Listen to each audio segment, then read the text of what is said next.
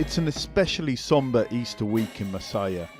Those here are remembering not just the events of 2 millennia past, but those more recent, far more local. In this town, a bastion of the opposition during the first months of Nicaragua's crisis, street barricades went up and running battles with security forces were a regular sight. Some are still struggling to come to terms with the human cost of it all. It's really hard to speak about this. For me, this procession is about what the people of Nicaragua have gone through. Even the love of life is leaking away because of so much pain, so much barbarity. Easter week this year falls exactly on the first anniversary of protests against Nicaragua's long-term president, Daniel Ortega. He labelled those against him as violent, coup-inciting terrorists, pointing to the death of policemen, and his response was brutal.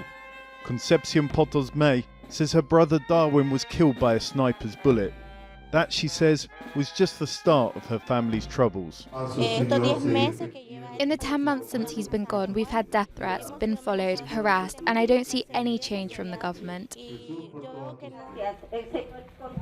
There's been an ongoing crackdown against human rights groups, journalists, activists, and even demonstrations since the crisis began. The government's effectively banned street protests in Nicaragua, so religious processions like this one are one of the only ways that people can come out and express what they feel about the situation. Here that meant a call for peace.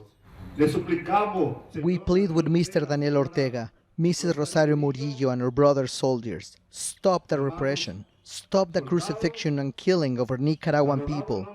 You have mothers and children too. You have wives and family that you love. It's never too late. It's time to free yourselves from this. Before looking to the future, though, it was time to remember the dead.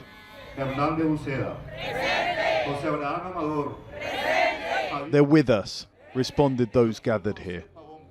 John Holman, Aljazeera, Masaya.